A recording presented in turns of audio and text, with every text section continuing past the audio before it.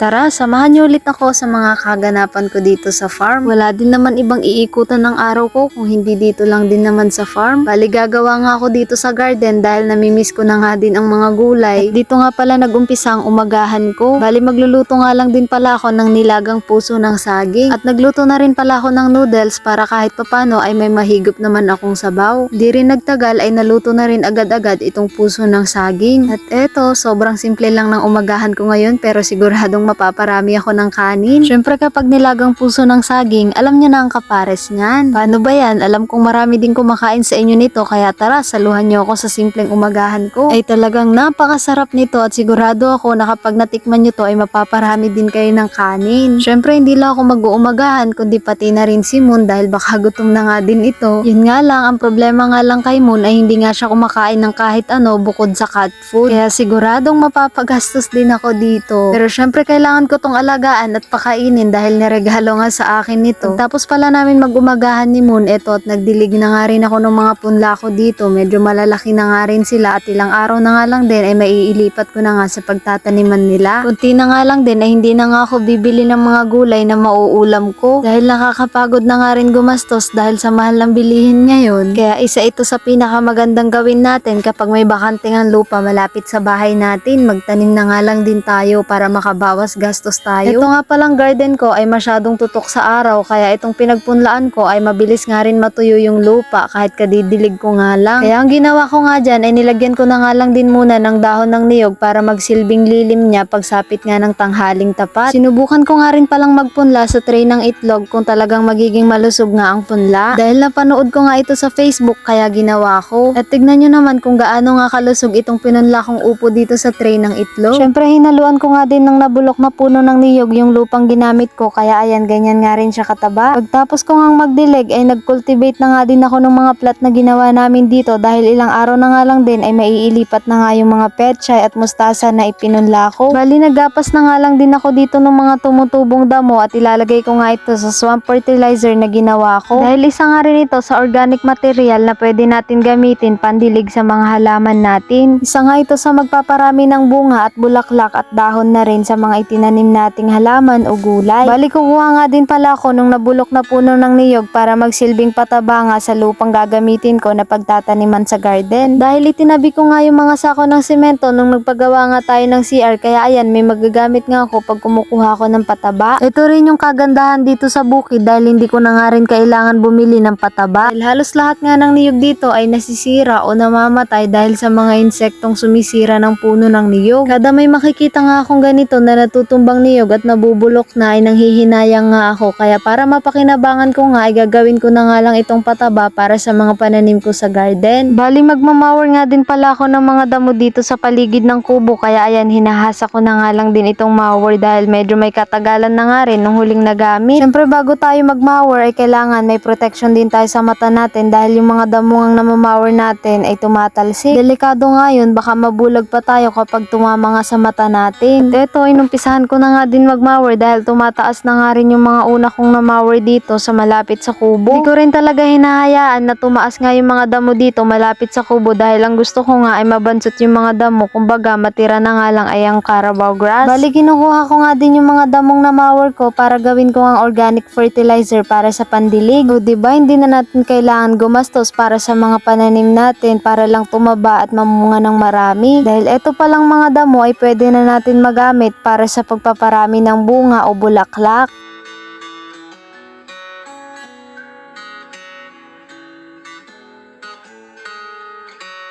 Bali ganun nga lang din yung gagawin ko, ibababad ko nga lang din ito sa tubig at pag nabulok na nga yung dahon at yung tubig na pinagbabaran, yun nga yung pandilig na gagamitin ko sa mga pananim ko.